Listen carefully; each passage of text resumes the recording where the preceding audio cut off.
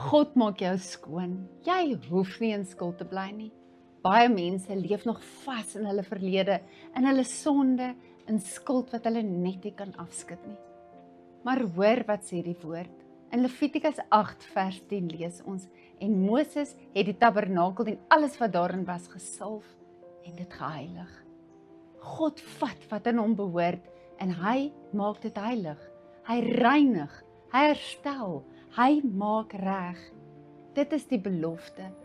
God maak skoon wat aan hom behoort. Jy hoef nie vas te bly in wat jy was nie. Wanneer die vyand jou aankla, trek jou swaard en verslaan hom met die woorde: God het my gereinig, ek behoort aan hom. Memoriseer Levitikus 8 vers 10. Tik in die comments: ek is gereinig. Dis Abba Vader se beloftes, sy woord, jou swaard.